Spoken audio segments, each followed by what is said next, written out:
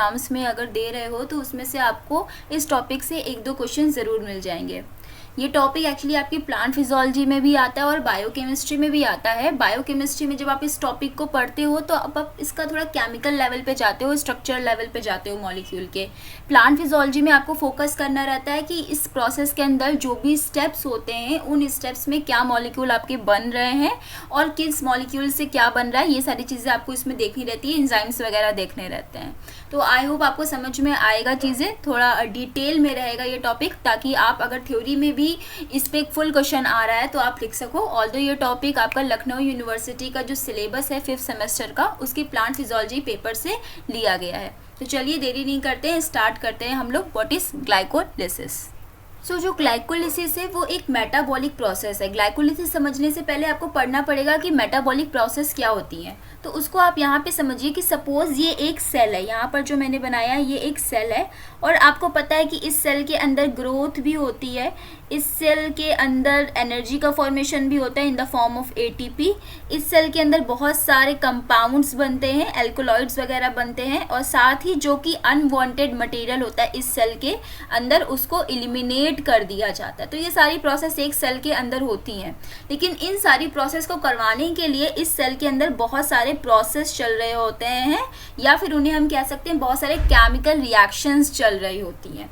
तो उन्हीं chemical reactions को हम क्या कहते हैं, उन्हीं केमिकल रिएक्शंस को हम कहते हैं कि ये मेटाबॉलिक प्रोसेस है। मेटाबॉलिक प्रोसेस का मतलब यही है कि अगर कोई लिविंग ऑर्गेनाइज्म है आपका, यहाँ पर मैंने सेल लिया है, उस लिविंग ऑर्गेनाइज्म आपकी सेल के अंदर बहुत सारे केमिकल रिएक्शंस चल रहे होंगे जो कि रिजल्ट करेंगे कंपाउंड का फॉर्मेशन में, ग्रोथ में, एटीपी एनर्जी का फॉर्मेशन में। तो वो सारी केमिकल की प्रोसेस आपकी मेटाबॉलिक प्रोसेस कहलाएंगी। ठीक है, तो ये जो मेटाबॉलिक प्रोसेस है इसको अगर आप ध्यान से देखोगे तो इस मेटाबॉलिक के अंदर 2 रिएक्शंस आपकी आती हैं। एक आता है आपका एनाबॉलिक प्रोसेस और दूसरी आती है आपकी कैटाबॉलिक प्रोसेस। ठीक है, एनाबॉलिक एंड कैटाबॉलिक आपकी 2 प्रोसेस इसके अंदर आती हैं।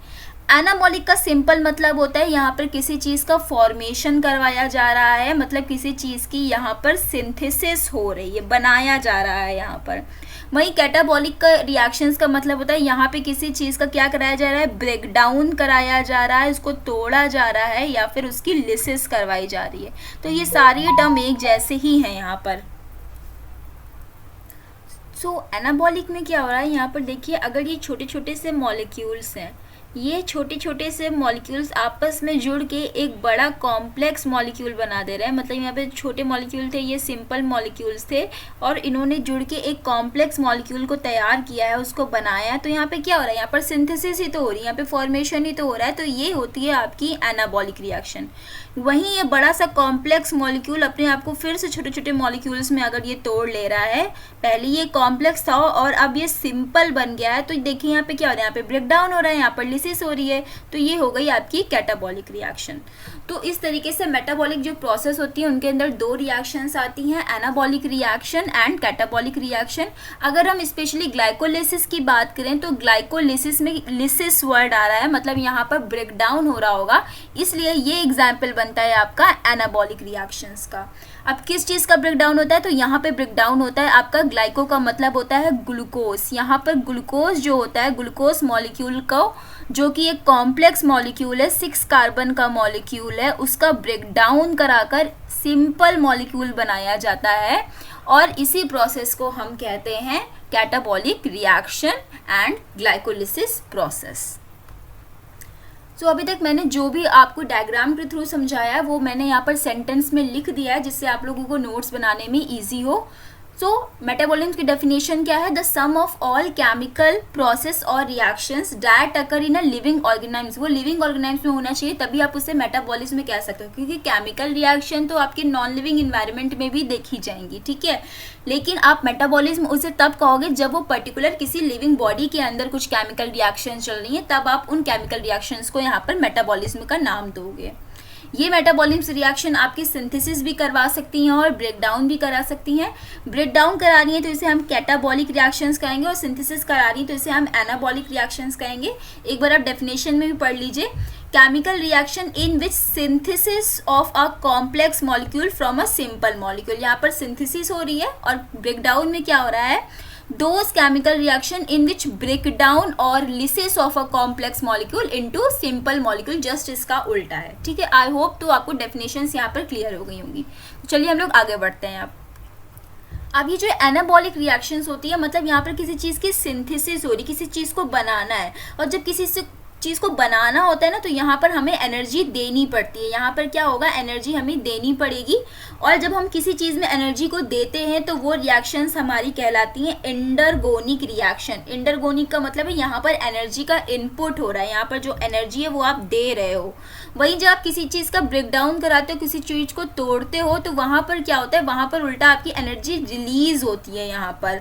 और जब एनर्जी रिलीज होती है तो इस प्रोसेस को हम कहते हैं एक्सरगोनिक रिएक्शन। ठीक है, तो आई होप आपको यहाँ पर एंडरगोनिक और एक्सरगोनिक का मतलब भी समझ में आ गया होगा। एंडरगोनिक में है जब हम एनर्जी का इनपुट दे रहे हैं, और एक्सरगोनिक का मतलब है कि जब एनर्जी ड्यूरिंग रिएक्शन रिलीज हो रही है। ठीक है, तो ये जो एक्सरगोनिक और कैटाबॉलिज्म है, इसी के अंदर हम पढ़ेंगे यहाँ पर ग्लाइकोलिसिस, क्योंकि रेस्पिरेशन में क्या होता है, रेस्पिरेशन में एनर्जी रिलीज होती है, उस प्रोसेस में इनपुट उसका नहीं होता है। वहीं अगर हम एनाबॉलिक सिंथेसिस की बात करें या फिर एनर्जी देने की बात करें, तो ये प्रोसेस होती है हमारी फोटोसिंथेसिस, जिसे हम अगली वीडियो में डिस्कस करेंगे। अभी हम लोग आज बात कर रहे हैं ग्लाइकोलिसिस की। इस डायग्राम से भी आप लोग समझिए, यहाँ पर क्या है, कॉम्प्लेक्स मॉलिक्यूल है, इसका कैटाबॉलिज्म हो रहा है, मतलब इसका छोटे छोटे टुकड़ों में से तोड़ा जा रहा है, ब्रेक डाउन किया जा रहा है। तो यहाँ पर देखिए एनर्जी रिलीज हो रही है। जो एनर्जी यहाँ पे रिलीज हुई है, वही एनर्जी को क्या किया जाएगा, जब इस मॉलिक्यूल की सिंथेसिस करानी होगी कॉम्प्लेक्स मॉलिक्यूल में, तो इसी एनर्जी का यहाँ पर रीयूज कर लिया जाएगा, है ना। तो आप देखो ये एनर्जी जो यहाँ से रिलीज हुई है, ये है आपकी एक्सरगोनिक प्रोसेस। एक्स का मतलब एग्जिट ले रहा है, रिलीज हो रहा है। वहीं एनाबॉलिक रिएक्शंस में क्या है, एनर्जी कंज्यूम हो रही है, एंट्री ले रही है, तो वो EN है। ऐसे आप लोग याद रखना कि EN मतलब एंडरगोनिक, जहां पर एनर्जी एंट्री लेगी, और EX मतलब एक्सरगोनिक, जहां पे एनर्जी एग्जिट करेगी। सो अगर हम लोग एक ओवरऑल प्रोसेस की बात करें कि हम लोग क्या पढ़ने जा रहे हैं, तो आपको पता है कि प्लांट क्या करते हैं, प्लांट फोटोसिंथेसिस करते हैं, और फोटोसिंथेसिस के अंदर उनकी वजह से जो खाना बनता है उसे हम शुगर का नाम देते हैं। मतलब प्लांट के अंदर फोटोसिंथेसिस के बाद सिंथेसिस हो रही है वहाँ पर किसी चीज़ की, तो किस चीज़ की सिंथेसिस हो रही है, शुगर मॉलिक्यूल या कार्बोहाइड्रेट की वहाँ पर सिंथेसिस हो रही है। यही शुगर मॉलिक्यूल हमारा रिस्पिरेटरी सबस्ट्रेट कहलाता है, जो कि रिस्पिरेशन में पार्ट लेता है। ये क्या होता है, ये शुगर मॉलिक्यूल, मान लीजिए यहाँ पर ये शुगर मॉलिक्यूल क्या था, ग्लूकोज था। तो इस ग्लूकोज के मॉलिक्यूल को जब ब्रेक डाउन कराया जाएगा, उसको तोड़ा जाएगा सिंपल मॉलिक्यूल में, तो इसी प्रोसेस को हम कहते हैं ग्लाइकोलिसिस। लेकिन ये ग्लाइकोलिसिस कहाँ होती है, इसकी लोकेशन क्या होती है, क्योंकि आपको पता है शुगर का मॉलिक्यूल कहाँ बन रहा है, सिंथेसिस हो रही है, फोटोसिंथेसिस प्रोसेस हो रही है क्लोरोप्लास्ट के अंदर। ठीक है, वहाँ से शुगर बना है, शुगर फिर ग्लूकोज बना है, और वो ग्लूकोज की प्रोसेस जारी है, मतलब ग्लाइकोलिसिस जारी है प्रोसेस उसमें, और वो प्रोसेस कहाँ पे हो रही है, तो ये हम बात करते हैं यहाँ पे। तो देखिए शुगर बना है, शुगर ट्रैवल करके कहाँ आता है, आपका मान लीजिए ये सेल है, ये सेल में ये जो पड़ा है ये सब साइटोप्लाज्म है इसका। ठीक है, ये सब क्या है, ये सब इसका साइटोप्लाज्म है। तो अब ये जो शुगर बनी है ये हमारी कहाँ आ गई है, ये सेल के साइटोप्लाज्म में इसने एंट्री ले ली है।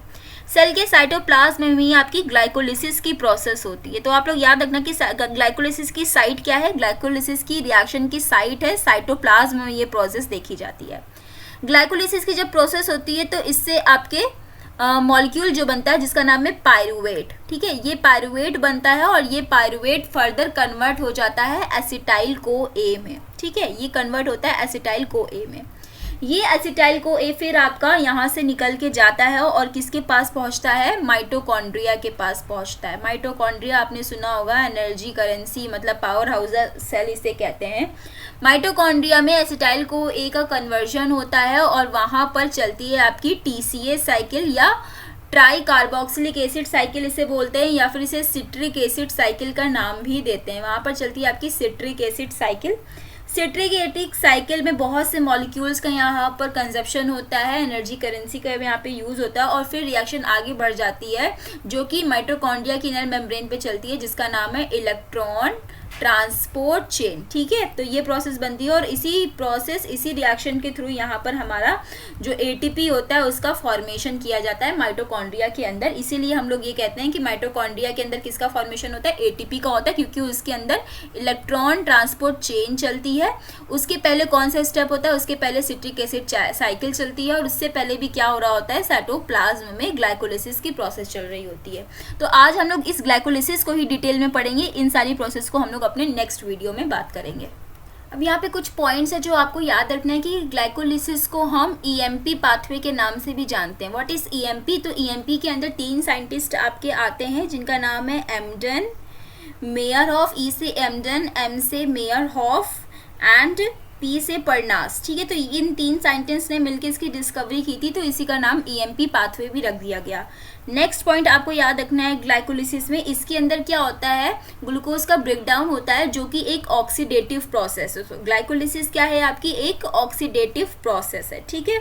नेक्स्ट आपको याद रखना है कि ये ग्लाइकोलिसिस कहाँ होती है, तो ये ऑलवेज इन साइटोप्लाज्म। ये ग्लाइकोलिसिस कहाँ देखी जाएगी, ऑलवेज इन साइटोप्लाज्म में इसको देखा जाता है, वहीं पर ये ग्लाइकोलिसिस की प्रोसेस होती है।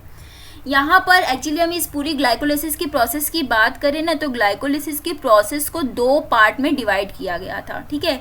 इस ग्लाइकोलिसिस को जब आप पढ़ोगे ना, इस रिएक्शन को, तो इस रिएक्शन के अंदर टोटल 10 स्टेप्स हैं, ठीक है। आपको 10 स्टेप्स की रिएक्शन पढ़नी पड़ेगी, लेकिन इसको ईजी बनाने के लिए इन 10 स्टेप्स को 2 पार्ट में डिवाइड कर दिया गया।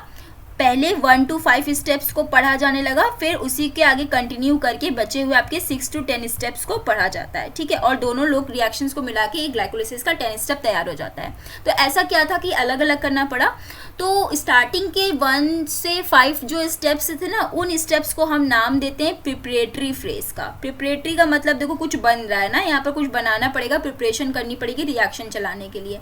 तो पहले 5 स्टेप को हम कहते हैं प्रिपरेटरी फेज, और नेक्स्ट जो बचे हुए स्टेप है उन्हें हम कहते हैं पे ऑफ फेज। पे ऑफ मतलब अब कुछ बन गया है, मतलब हमें कुछ पे ऑफ हो रहा है, यहाँ पे कुछ मिल रहा है, नाम से ही समझ में आ रहा होगा। ऐसा क्या लगे, तो प्रिपरेटरी फेज में क्या होता है, यहाँ पर जो रिएक्शन चलती है ना, उनको रिएक्शन को चलाने के लिए यहाँ पर हमें एनर्जी को देना पड़ता है। यहाँ पर हम एनर्जी देते हैं in the form of ATP, ठीक है। एटीपी को यहाँ पर देना पड़ता है। और वहीं जब पे ऑफ फेज चलती है तो यहाँ पे जो एटीपी होती है, ये एटीपी यहाँ पे रिलीज होती है, इसीलिए हम इसे पे ऑफ कहते हैं। और इस तरीके से ग्लाइकोलिसिस के 10 स्टेप्स को 2 पार्ट में बांटा गया। फर्स्ट 1 to 5 याद रखिएगा प्रिपरेटरी फेज है, और नेक्स्ट जो बचे हुए स्टेप्स है वो है पे ऑफ फेज। प्रिपरेटरी फेज को हम लोग इसलिए कहते हैं क्योंकि वहाँ पे प्रिपरेशन करनी होती है, एटीपी को देना पड़ता है वहाँ पर। वहीं पे ऑफ फेज में क्या है, यहाँ पर एटीपी आपकी रिलीज होती है। नेक्स्ट आपको इसका जो पॉइंट याद रखना है कि इसके अंदर CO2 मॉलिक्यूल का रिलीज नहीं होता है। बहुत से बच्चे यहाँ पे भूल जाते हैं, सोचते हैं ग्लाइकोलिसिस में क्या हो रहा है, एस्पिरेशन में CO2 मॉलिक्यूल का रिलीज हो रहा है, बट नहीं, यहाँ पर सिर्फ ऑक्सीडेशन हो रहा है। यहाँ पर कोई भी कार्बन डाइऑक्साइड गैस का रिलीज नहीं हो रहा है, यहाँ पर डीकार्बोक्सिलेशन वाला स्टेप नहीं होता है। ये स्टेप कहाँ देखने को मिलेगा, ये स्टेप आपको देखने को मिलेगा जब आप एसिटाइल को एक कन्वर्जन यहाँ पे लेकर आओगे, तब आपको ये स्टेप देखने को मिलेगा। लेकिन ग्लाइकोलिसिस के अंदर आपको CO2 का रिलीज नहीं देखने को मिलता है। एक चीज़ और आप लोग समझिएगा रिएक्शन के बारे में। ग्लाइकोलिसिस के रिएक्शन को स्टार्ट करने से पहले जो रिएक्शंस चलती है ना, ये रिएक्शन 2 टाइप की होती हैं फिर से, ठीक है।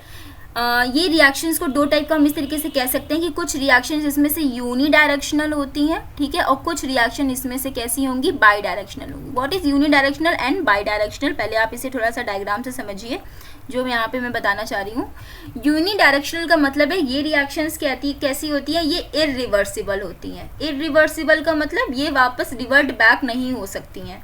वहीं बाई डायरेक्शनल का मतलब होता है ये रिएक्शंस कैसी होती हैं, रिवर्सिबल होती हैं। अभी भी नहीं समझ में आया, डायग्राम से समझते हैं हम लोग। सो इस एरो का मतलब तो आपको समझ में आ रहा होगा। यहाँ पे क्या है, ए मॉलिक्यूल से बी मॉलिक्यूल बन रहा है, लेकिन ये यूनि डायरेक्शनल में एक डायरेक्शन में ही बन रहा है। ए से क्या हुआ, बी बन गया। वहीं आप दूसरे में देखोगे ए से बी तो बन रहा है, लेकिन वापस से ये बी क्या है, ए में कन्वर्ट हो सकता है। तो ये जो मार्क होता है ये रिवर्सिबल रिएक्शन का मार्क होता है, और ये जो मार्क होता है आपका ये इरिवर्सिबल का मार्क होता है। इसी तरीके से मैंने बोला था रिएक्शन 2 तरीके की होती है, यूनिडायरेक्शनल एंड बाई डायरेक्शनल। अब ये जो इरिवर्सिबल रिएक्शंस होती है ना, यही रिएक्शन आपकी रेगुलेटरी रिएक्शंस होती है, मतलब इन्हीं को आप कंट्रोल कर सकते हो। रिवर्सिबल रिएक्शन आपकी नॉन रेगुलेटरी होती है, इनके ऊपर आपका कोई जोर नहीं होता है, इनको कोई भी रोकने वाला नहीं होता, ये चुपचाप अपनी चलती रहती हैं। लेकिन रेगुलेशन कौन करवाता है, रेगुलेशन करवाती हैं आपकी इरिवर्सिबल रिएक्शन। अब रेगुलेटरी रिएक्शंस का मतलब एक और है कि मतलब इन रिएक्शंस को इनहिबिट किया जा सकता है, इन रिएक्शंस को रोका जा सकता है। कैसे रोका जाएगा? तो ये दो तरीके से रोकी जा सकती है ये रिएक्शन। मान लीजिए रिएक्शन चल रही है, यूनिडायरेक्शनल रिएक्शन थी, इस रिएक्शन में यहाँ पे मैंने कुछ इनहिबिटर डाल दिया। इनहिबिटर मॉलिक्यूल ऐसा मॉलिक्यूल होता है जो कि रिएक्शन को रोक देता है। तो यहाँ पे मैंने इनहिबिटर मॉलिक्यूल डाल दिया, तो ये रिएक्शन यहीं पे स्टॉप हो जाएगी, रुक जाएगी। तो पहला तो पाथवे ये है। दूसरा पाथवे है कि मान लीजिए ए बी में बनता जा रहा है, बनता जा रहा है, बनता जा रहा है, और एक कंडीशन आया है कि बी बहुत ज़्यादा बन गया। तब ये क्या करेगा, जो बी वाला होगा ना, ये वापस से इस रिएक्शन को इनहिबिट कर देगा, और इसे हम कहेंगे फीडबैक इनहिबिशन। फीडबैक का मतलब है कि प्रोडक्ट जब ज़्यादा बन जाता है तो वो वापस से उस मैकेनिज्म को इनहिबिट कर देता है, जिसे हम फीडबैक इनहिबिशन का नाम देते हैं। तो इस तरीके से ये रिएक्शंस जो होती हैं आपकी रोकी जा सकती हैं। पहला क्या, हम इनहिबिटर मॉलिक्यूल का यूज़ करके इन रिएक्शंस को रोक सकते हैं, और दूसरा है आपका इस रिएक्शन को रोकने का तरीका फीडबैक इनहिबिशन, जिसमें प्रोडक्ट जो होता है वो रिएक्शन को रोक देता है। ठीक, ये चीज़ मुझे समझाना था ताकि ग्लाइकोलिसिस जब आप आगे स्टेप वाइज पढ़ो तो आपको समझ में आए। आपको ये वाला लाइन याद रखना कि ये जो लाइन होती है, सिंगल एरो जो होता है वो इरिवर्सिबल के लिए होता है, और जो ऐसे करके एरो बनते हैं ये रिवर्सिबल के लिए होते हैं। जो सिंगल एरो वाली रिएक्शंस होती हैं यही आपकी रिएक्शंस रेगुलेटरी रिएक्शंस होती हैं, इन्हीं को कंट्रोल आप कर सकते हो, लेकिन जो रिवर्सिबल होती हैं उनसे आपको कोई अभी मतलब नहीं है। ठीक है, सो यहाँ पर ग्लूकोज है, यहाँ पे जो ग्लूकोज है वो अल्फा डी कॉन्फ़िगरेशन में है, और हम लोग ग्लाइकोलिसिस के पहले 5 स्टेप्स को देख रहे हैं। तो सबसे पहले मैंने यहाँ पर ले लिया है, मेरे पास क्या है, अल्फा डी ग्लूकोज है। इस अल्फा डी ग्लूकोज का कन्वर्जन होता है ग्लूकोज 6 फॉस्फेट में, ग्लूकोज 6 फॉस्फेट। ठीक है, ग्लूकोज 6 फॉस्फेट में जब इसका कन्वर्जन होता है तो आपने देखा होगा यहाँ पर कोई फॉस्फेट नहीं है, लेकिन यहाँ पर फॉस्फेट ग्रुप आ चुका है। तो ऐसा क्या है, ऐसा इसलिए क्योंकि यहाँ पर एक एंजाइम काम करता है। जो एंजाइम यहाँ पर काम करता है वो क्या करता है, एटीपी से उसका फॉस्फेट लेता है और ग्लूकोज 6 में उसका फॉस्फेट वहाँ पर ऐड कर दिया जाता है। तो यहाँ पर फर्स्ट स्टेप में जो एंजाइम काम कर रहा है वो है या तो आपका ग्लूकोकाइनेस हो सकता है वो, ठीक है, या तो उसे हम कह सकते हैं हेक्सोकाइनेस। ठीक है, दो नाम है, हेक्सोकाइनेस या फिर ग्लूकोकाइनेस, दोनों में से कोई एक एंजाइम आपका हो सकता है। यहाँ पे क्या करता है, ये जो एंजाइम होता है आपका, ये एंजाइम क्या करता है, एटीपी से उसका फॉस्फेट लेता है और वो किस पे ऐड कर देता है, ग्लूकोज पे ऐड कर देता है। तो पहला स्टेप ये होता है।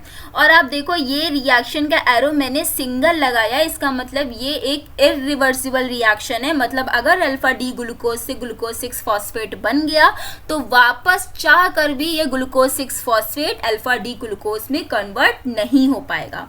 और इस प्रोसेस को, इस स्टेप का जो हम नाम देते हैं, इस स्टेप का नाम है फॉस्फोराइलेशन। क्योंकि यहाँ पे क्या हो रहा है, यहाँ पर एटीपी मॉलिक्यूल से फॉस्फेट लेकर उस मॉलिक्यूल को ग्लूकोज के ऊपर ऐड करवाया जा रहा है। ठीक है, वहीं अगर हम आगे बढ़े नेक्स्ट, ये तो था हमारा फर्स्ट स्टेप। नेक्स्ट अगर हम बात करें, इस ग्लूकोज 6 फॉस्फेट का कन्वर्जन कराया जाता है फ्रक्टोज 6 फॉस्फेट में। आपको पता है ग्लूकोज और फ्रक्टोज का स्ट्रक्चर 6 कार्बन एटम का ही होता है। यहाँ पर इसका कन्वर्जन कराया जाता है और यहाँ पर मैंने ये ऐसा मार्क लगाया, मतलब फ्रक्टोज 6 फॉस्फेट से ग्लूकोज 6 फॉस्फेट भी बन सकता है, ग्लूकोज 6 फॉस्फेट से फ्रक्टोज 6 फॉस्फेट भी बन सकता है। यहाँ पर जो एंजाइम यूज होता है उस एंजाइम का नाम है आइसोमरेज। ठीक है, आइसोमरेज क्या होता है, आइसोमरेज जस्ट होता है कि वो थोड़ा बहुत फंक्शनल ग्रुप की पोजीशन अलग अलग कर देता है, बाकी ऑल्दो कार्बन का जो स्केलेटन है वो सेम रहता है। तो 6 कार्बन एटम ग्लूकोज में भी थे, 6 फ्रक्टोज में भी थे। यहाँ पर क्या हुआ, ग्लूकोज की फॉर्म को फ्रक्टोज में चेंज कर दिया गया है और बाकी सब ठीक है।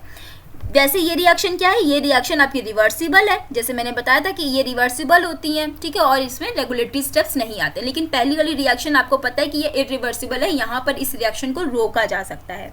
तो ये था हमारा सेकेंड स्टेप। नेक्स्ट अगर हम बात करें फ्रक्टोज 6 फॉस्फेट से क्या होता है, फ्रक्टोज 6 फॉस्फेट से यहाँ पे जो बनेगा उसका नाम है फ्रक्टोज 1,6 बिसफॉस्फेट। मतलब यहाँ पर अभी तक 6 फॉस्फेट, एक फॉस्फेट था। बिस का मतलब होता है 2, यहाँ पे 2 फॉस्फेट है। एक फॉस्फेट है आपका 6 नंबर की पोजीशन पे और दूसरा फॉस्फेट है आपका 1 नंबर पोजीशन पे। तो यहाँ पर फिर से फॉस्फेट का ग्रुप ऐड हुआ है। तो ये किसने ऐड किया होगा, फिर से यहाँ पर कोई ना कोई एंजाइम आया होगा जिसने ऐड किया होगा। उस एंजाइम का नाम है यहाँ पे फॉस्फो फ्रक्टो फ्रक्टोकाइनेज, बिकॉज ये काइनेज है तो ये सेम क्या करेगा, ये एटीपी मॉलिक्यूल को लेगा, यहाँ पर भी इसने एक एटीपी मॉलिक्यूल लिया और उसका फॉस्फेट लाके ऐड कर दिया। एक तो फॉस्फेट पहले से ही ऐड था 6 नंबर पे, दूसरा फॉस्फेट 1 नंबर पे लाके उसने ऐड कर दिया। अब ये रिएक्शन जो मैंने बनाई है ये भी मैंने सिंगल एरो डायरेक्शन में बनाई है। ये भी याद रखिएगा कि ये जो थर्ड स्टेप है आपका ये भी काफ़ी इंपॉर्टेंट है, क्योंकि यहाँ पर क्या है आप इस रिएक्शन को कंट्रोल कर सकते हो। देखो ये वाला रिएक्शन, क्योंकि ये रिएक्शन कैसा था, ये था इरिवर्सिबल, ठीक है। तो आप इस रिएक्शन को भी यहाँ पे देख सकते हो और इस रिएक्शन को भी यहाँ पे देख सकते हो कि ये इरिवर्सिबल है, मतलब इनको कंट्रोल किया जा सकता है। नेक्स्ट हम लोग देखते हैं आगे क्या होता है। जब एक बार फ्रक्टोज 1,6 बिस फॉस्फेट बन जाता है तो अब यहाँ पर जो बनेगा कंपाउंड, उस कंपाउंड का नाम है यहाँ पर बनेगा 3PGAL। इसका फुल फॉर्म क्या है, 3-फॉस्फोग्लिसरल्डिहाइड, ठीक है। 3-फॉस्फोग्लिसरल्डिहाइड यहाँ पर बनता है। अब इसको बनाने के लिए क्या होगा, ये भी एक रिवर्सिबल रिएक्शन है, मतलब ये ऐसे भी चल सकती है और ऐसे भी चल सकती है। यहाँ पर जो आपका एंजाइम आएगा उस एंजाइम का नाम है एल्डोलेज। एल्डोलेज एंजाइम यहाँ पर आता है और जो कि यहाँ पर पार्टिसिपेट करता है। यहाँ पर कह सकते हैं कि एक तरीका का ये एल्डोल कंडेंसेशन हो रहा है इस रिएक्शन में।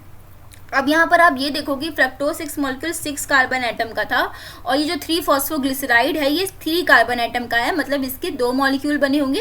तो एक्चुअली में क्या होता है, यहाँ पर इसके साथ साथ एक मॉलिक्यूल जो बनता है जिसका नाम है DHAP, डाई हाइड्रोक्सी सीटोन फॉस्फेट। ये ग्रुप यहाँ पे बनता है और ये दोनों ही आपस में रिवर्सिबल होते हैं, मतलब 3 कार्बन का ये 3 कार्बन का ये। तो देखिए यहाँ पे टोटल 6 कार्बन का जो था ये यहाँ से बैलेंस ये हो चुका है। तो आपका क्या बना, 3PGL बना साथ में और DHAP बना। ये DHAP वापस से रिवर्सिबल होता है और रिवर्सिबल होकर ये अपने आप को कन्वर्ट कर लेता है 3-फॉस्फोग्लिसरल्डिहाइड में, ठीक है। तो हम ये कह सकते हैं कि ये जो था 3-फॉस्फोग्लिसरल्डिहाइड का यहाँ पर हमारे पास 2 मॉलिक्यूल। अगर हम इतनी कहानी को ना ही देखें अपने समझने के लिए तो हमने समझ लिया। अगर हम बात करें तो यहाँ पर हम सिंपल कह सकते हैं कि जो 3-फॉस्फोग्लिसरल्डिहाइड थे इसके 2 मॉलिक्यूल बने हैं, क्योंकि ये 3 कार्बन एटम का है। और कहानी आपको पता है कैसे 2 मॉलिक्यूल बने हैं, पहले DHAP बना था और PGAL बना था। DHAP ने क्या किया, अपने आप को PGL में कन्वर्ट कर लिया, बिकॉज वो रिवर्सिबल रिएक्शन होती है और आइसोमेरेस एंजाइम काम करेगा, वो अपने आप को इसमें कन्वर्ट कर लेगा, ठीक है। तो ये भी कैसी है आपकी, ये आपकी है यहाँ पर 4th स्टेप, ये यहाँ पर होता है। और जो DHAP वाला मैंने बनाया था यहाँ पे मॉलिक्यूल वो है आपका 5th स्टेप, ठीक है। DHAP वाला जो मैंने कन्वर्जन दिखाया था आपको वो 5th स्टेप था। तो ये फर्स्ट 5 स्टेप्स थे जिसमें से आपको याद रखना है कि पहला और तीसरा स्टेप इरिवर्सिबल है, मतलब वो रेगुलेटरी होगा और एंजाइम्स के बारे में याद रखना है। बाकी मैं जो कोफैक्टर्स हैं सब बाद में बताऊंगी कौन से एंजाइम को किस चीज़ की ज़रूरत पड़ती है। अब आगे देखते हैं हम लोग। अब जो PGL है वो वापस रिएक्शन में पार्टिसिपेट करता है। याद रखिएगा यहाँ पे इसके 2 मॉलिक्यूल पार्टिसिपेट कर रहे हैं और ये खुद को कन्वर्ट कर लेता है 1,3-बिस-फॉस्फोग्लिसरिक एसिड में। यहाँ पर क्या था, यहाँ पर था 3-फॉस्फोग्लिसरल्डिहाइड, ठीक है, एल्डिहाइड था यहाँ पर, उसने आपको कन्वर्ट कर लिया है 1,3-बिस-फॉस्फोग्लिसरिक एसिड में। यहाँ पे जो एंजाइम यूज़ होता है उसका नाम है डिहाइड्रोजिनेस। यहाँ पर डिहाइड्रोजिनेस नाम का एंजाइम यूज़ होता है। ये क्या करता है, ये एंजाइम NADP+ को रिड्यूस कर देता है NADH में, उसका कन्वर्जन कर देता है और यही मेन ऑक्सीडेशन का यहाँ पर प्रोसेस देखा जाता है, ठीक है। यहाँ पर भी देखो फॉस्फोराइलेशन हो रहा है, ठीक है। यहाँ पर भी मैंने बोला था कि 3-फॉस्फो 1 फॉस्फो था, लेकिन यहाँ पर भी आप देखो कि 1,3-बिस फॉस्फो मतलब 2 फॉस्फेट ग्रुप आ रहे हैं। तो वो दूसरा फॉस्फेट कहाँ से आ रहा है, दूसरा फॉस्फेट यहाँ पे आ रहा है H3PO4 से। यहाँ पर ATP का यूज़ नहीं हो रहा, ATP का यूज़ यहाँ हो गया, एक यहाँ पर हुआ और एक यहाँ पर ATP का यूज़ हुआ। अब तक 2 मॉलिक्यूल यहाँ पर ATP के यूज़ हो चुके हैं। लेकिन आगे वाले स्टेप में जो फॉस्फेट का एडिशन हो रहा है 1,3-बिस-फॉस्फोग्लिसरिक एसिड बन रहा है, इस स्टेप में ATP का यूज़ नहीं कर रहे हैं। यहाँ पर जो आपका इनऑर्गेनिक फॉस्फेट है उसका यूज़ करके यहाँ पर 1,3-बिस-फॉस्फोग्लिसरिक एसिड को बनाया गया है। फिर अगर हम और आगे बढ़े, ये भी कैसी है, ये भी आपकी रिवर्सिबल रिएक्शन है। और अगर हम आगे बढ़े, ये हो गया आपका यहाँ पर 6th स्टेप। नेक्स्ट हम आगे बढ़ते हैं जो कि एक और रिवर्सिबल रिएक्शन है। यहाँ पर 1,3-बिस-फॉस्फोग्लिसरिक एसिड से यहाँ पर बनाया जाता है 3-फॉस्फोग्लिसरिक एसिड। 3-फॉस्फोग्लिसरिक एसिड, आप देखो यहाँ पर 3-फॉस्फोग्लिसरिक एसिड है, मतलब एक फॉस्फेट गायब हुआ है। यहाँ पर 1,3-बिस-फॉस्फो था, दो फॉस्फेट ग्रुप थे, एक 1 नंबर पे एक 3 नंबर पे, यहाँ पे लेकिन बचा है 3 फॉस्फोग्लिसरिक एसिड, मतलब एक फॉस्फेट रिलीज हुआ। और वो फॉस्फेट किस रूप में रिलीज होता है, तो वो फॉस्फेट यहाँ पे आपका रिलीज होगा एटीपी के फॉर्म में, ठीक है। अब यहाँ पे थोड़ा ध्यान समझो, ये मैंने जो प्रोसेस बनाई है ये एक पीजीएल के लिए बनाई है, दूसरे पीजीएल के लिए भी तो सेम प्रोसेस चल रही होगी ना। तो यहाँ पर एक पीजीएल से एक एटीपी, दूसरे पीजीएल से 2 एटीपी यहाँ पर आपके रिलीज होते हैं, ठीक है। और फिर से ये 2 मॉलिक्यूल्स बनते हैं। फिर अगर हम और आगे बढ़ें तो 3 फॉस्फोग्लिसरिक एसिड के बाद यहाँ पर क्या होता है, यहाँ पर फिर से रिवर्सिबल रिएक्शन होती है और यहाँ पर आइसोमरेज एंजाइम आपका काम करता है। या आइसोमरेज जब काम करता है तो ये 3 फॉस्फोग्लिसरिक एसिड को क्या करेगा, जस्ट इसकी पोजीशन इसको बदल देगा और यहाँ पर 3 की जगह ये बना देगा 2 फॉस्फोग्लिसरिक एसिड। 2 फॉस्फोग्लिसरिक एसिड को इसने बना दिया यहाँ पर, और ये एक रिवर्सिबल रिएक्शन है, मतलब इसको भी आप रोक नहीं सकते हो। ये हो गया आपका 6 स्टेप, ये हो गया आपका 7th स्टेप और ये हो गया आपका 8 स्टेप। अब बाकी हैं लास्ट के 2 स्टेप। तो जब 2 फॉस्फोग्लिसरिक एसिड बनता है तो फिर से यहाँ पर रिवर्सिबल रिएक्शन होती है और यहाँ पर इनोलेज एंजाइम काम करता है। ये इनोलेज एंजाइम क्या कन्वर्ट कर देगा, 2 फॉस्फोग्लिसरिक एसिड को ये बना देगा फॉस्फोइनॉल पायरुवेट में कन्वर्ट कर देगा। ये फॉस्फोइनॉल पायरुवेट में कन्वर्ट कर देगा, शॉर्ट में से हम पीईपी कहते हैं, ठीक है। तो इसने क्या किया, 2 फॉस्फोग्लिसरिक एसिड के मॉलिक्यूल को इसने फॉस्फोइनॉल पायरुवेट पीईपी में कन्वर्ट कर दिया। अब ये हो गया आपका, यहाँ पर ये हो गया आपका 9th स्टेप। देन आता है आपका यहाँ पर ये जो है ये वाला 9th स्टेप, ये 8 स्टेप था, ठीक है। अब क्या होता है, फॉस्फोइनॉल पायरुवेट से ये एक एरो लगाया है मैंने, तो पे सिंगल रिएक्शन चलती है। अब जब ये फॉस्फोइनॉल पायरुवेट बनता है तो फिर से यहाँ पे मैंने देखिए सिंगल एरो लगाया है, मतलब ये भी एक इरिवर्सिबल रिएक्शन है, मतलब ये रेगुलेटरी रिएक्शन है। यहाँ पर पीईपी से पायरुवेट फाइनल प्रोडक्ट को बनाया जाता है और जो एंजाइम यूज़ होता है यहाँ पर उसका नाम है पायरुवेट काइनेज, ठीक है। पायरुवेट काइनेज यहाँ पर यूज़ होता है और लास्ट का आपका फाइनल प्रोडक्ट पायरुवेट बन जाता है। अब एक पीजीएल से एक पायरुवेट बन रहा है तो 2 पीजीएल के मॉलिक्यूल से यहाँ पे आपके 2 पायरुवेट के मॉलिक्यूल यहाँ पे मिलते हैं। ये जो पायरुवेट होता है आपका 3 कार्बन का मॉलिक्यूल होता है, तो 3 carbon plus 3 carbon is equal to 6 carbon, जो कि ग्लूकोज स्टार्टिंग में हम 6 कार्बन लेके चले थे, वो 6 कार्बन हमें यहाँ पायरुवेट के फॉर्म में मिल जाते हैं, ठीक है। अब हम लोग इस पूरी ग्लाइकोलाइसिस के प्रोसेस में बात कर लेते हैं कौन कौन से ऐसे स्टेप्स हैं जो कि इरिवर्सिबल हैं, जिनको रेगुलेट किया जा सकता है, और साथ ही हम लोग बात करेंगे एंजाइम्स के कोफैक्टर्स के बारे में। ये एक जनरल आउटलाइन थी। सो फर्स्ट स्टेप में आपने देखा था कि ग्लूकोज से ग्लूकोज 6 फॉस्फेट बन रहा है और यहाँ पर हेक्सोकाइनेज या ग्लूकोकाइनेज नाम के एंजाइम यूज़ हो सकते हैं। हेक्सोकाइनेज जो एंजाइम होता है ये एक कॉन्स्टिट्यूटिव एंजाइम है, मतलब ये सेल में हरदम ये प्रेजेंट रहता है और इसकी एफिनिटी ग्लूकोज को लेकर बहुत ज़्यादा हाई रहती है। एक बार इसने ग्लूकोज को पहचान लिया तो फिर ये उसे छोड़ता नहीं है। दूसरा जो ग्लूकोकाइनेज एंजाइम है ये एक इंड्यूसिबल एंजाइम है, ये हर वक्त सेल में सिंथेसिस नहीं होता और इसकी जो एफिनिटी है ग्लूकोज को लेकर वो भी लो रहती है। फिर बात करते हैं हम कि अगर हम हेक्सोकाइनेज एंजाइम का वहाँ पर यूज़ हो रहा है तो उसका एक्टिवेटर कौन है और उसका इनहिबिटर कौन है। तो हेक्सोकाइनेज का एक्टिवेटर कह लीजिए या कोफैक्टर कह लीजिए तो वो Mg2+ यहाँ पर इसका कोफैक्टर होता है और साथ में ग्लूकोज का मॉलिक्यूल इसको एक्टिवेट कर देता है। वहीं इस एंजाइम को इनहिबिट कौन कर देता है, इस एंजाइम को इनहिबिट करेगा ग्लूकोज 6 फॉस्फेट। मैंने बताया था कि पहला स्टेप जो है वो इरिवर्सिबल है, रेगुलेटरी है, मतलब उस स्टेप को रोका जा सकता है। तो रोकने का स्टार्टिंग में मैंने तरीका बताया था कि या तो आप इनहिबिटर मॉलिक्यूल को डाल दो तो वो उसे रोक देगा, ठीक है, या तो आप उसके प्रोडक्ट को इतना ज़्यादा बनवा दो कि उसका प्रोडक्ट ही फीडबैक इनहिबिशन करके उसको रोकने लगे। तो यहाँ पर आप देखो ग्लूकोज 6 फॉस्फेट क्या है, उसका प्रोडक्ट ही तो बन रहा है ना, तो यहाँ पर क्या होता है फीडबैक इनहिबिशन वाला स्टेप चलता है और इस स्टेप को ये रोक सकता है, तो ये इसका इनहिबिटर बताया जाता है। नेक्स्ट जो हमने देखा था कि फ्रक्टोज 6 फॉस्फेट से फ्रक्टोज 1,6 बिस फॉस्फेट वाला जो स्टेप था वो भी सिंगल डायरेक्शन में मैंने बताया था और ये भी रिएक्शन को रोका जा सकता है। तो यहाँ पर जो एंजाइम यूज हो रहा था उसका नाम है फॉस्फोफ्रक्टोकाइनेज। ये जो एंजाइम है ये आपका एक एलोस्टेरिक एंजाइम है। एलोस्टेरिक एंजाइम का मतलब है कि एक ऐसे एंजाइम्स होते हैं जिनके पास एक्टिव साइट के अलावा एलोस्टेरिक साइट प्रेजेंट होती है, उस पर अगर प्रोडक्ट जाके बाइंड हो जाता है तो जो एंजाइम होता है वो इनहिबिट हो जाता है और प्रोसेस रुक जाती है। तो अगर हम बात करें फॉस्फोफ्रक्टोकाइनेज का एक्टिवेटर कौन है, मतलब इसको पॉजिटिव कौन रेगुलेट करेगा और इसका इनहिबिटर कौन है, तो फॉस्फोफ्रक्टोकाइनेज का जो इनहिबिटर है वो पहले हम इनहिबिटर को देख लेते हैं। तो उसका इनहिबिटर है फॉस्फोफ्रक्टोकाइनेज 1,6 बिसफॉस्फेट, ठीक है। सेम ये जो प्रोडक्ट बनेगा, अगर ये बहुत ज़्यादा कंसंट्रेशन में बन गया तो ये एंजाइम के ऊपर बाइंड करके उसको रोक देगा, तभी मैंने बोला था कि ये एक एलोस्टेरिक एंजाइम है, ठीक है। वहीं अगर हम एक्टिवेटर की बात करें तो एक्टिवेटर है फॉस्फोफ्रक्टोज, ठीक है, फ्रक्टोज 2,6 फॉस्फेट इसका इनहिबिटर है। मतलब देखो 2,6 और 1,6 से ही फर्क है, ध्यान रखना। अगर फ्रक्टोज 1,6 बिसफॉस्फेट वहां पर बन रहा है तो वो इनहिबिटर है, अगर फ्रक्टोज 2,6 फॉस्फेट प्रेजेंट है तो वो एक एक्टिवेटर है आपका, ठीक है। तो ये था इस एंजाइम के बारे में। साथ ही साथ यहाँ पर और भी इनहिबिटर मॉलिक्यूल प्रेजेंट होते हैं, जैसे कि सिट्रेट यहाँ का इनहिबिटर होता है, सिट्रेट के साथ एटीपी मॉलिक्यूल भी यहाँ का इनहिबिटर है। एक्टिवेटर की अगर हम बात करें तो एक्टिवेटर में एएमपी मॉलिक्यूल यहाँ का एक्टिवेटर बन जाता है, ठीक है। नेक्स्ट हम लोग 9th स्टेप की बात करें तो वहाँ पे आपने देखा फॉस्फोइनॉल पायरुवेट से पायरुवेट बनता है, और इसमें भी मैंने सिंगल एरो से बनाया था।